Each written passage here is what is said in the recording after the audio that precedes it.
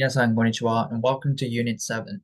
In the previous unit, we learned the honorific verbs, which was the technique to raise the position of the other person and show respect to that person who is more socially higher position than you, like your boss or CEO or like older people. There is actually another technique to achieve the same purpose of showing respect, which is the extra modest expressions.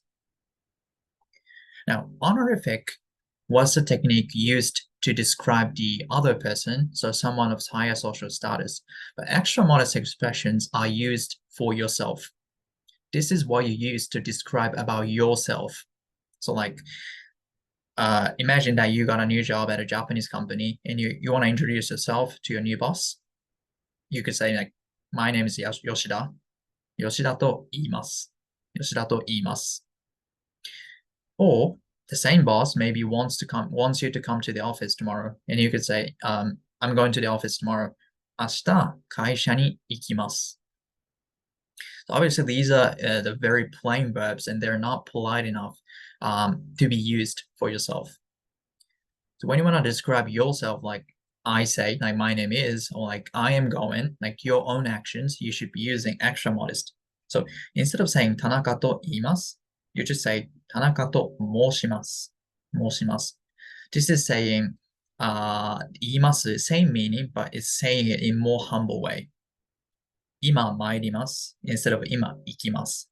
So 参ります is I am going, but you're just describing your action in a more humble way. 今参ります. I'm humbly going.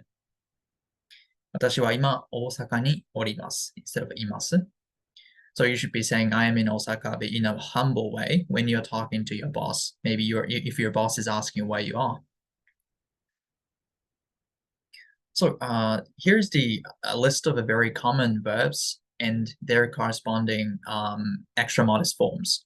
So when you are describing your actions like these, like I say, or I go, or I do, I eat, you should be using these extra modest expressions to humble yourself and describe your actions in a polite way, in a very humble way.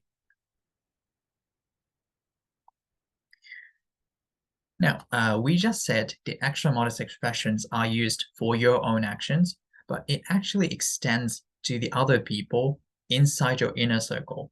So inner circle meaning like your family, or your company, basically the society that you belong to.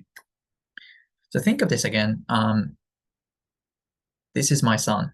こちらは私の息子でございます. So this situation is maybe like you're introducing your son to your boss. Again, your boss is more powerful than you. But you're describing not yourself, but your son. 私の息子. But your son is considered to be your inner circle person. Therefore, you should be describing your son in a modest way. 息子でございます instead of 息子です. Likewise, again, if you are working for a company and then you got a call from a client, so your client is from outside your circle, right? And your client wants your colleague, Tanaka, but Tanaka is not here. So you have to tell your client, Tanaka is out of the office now. 田中は外出しております instead of 外出しています. It's because Tanaka, your colleague, is considered to be your inner circle.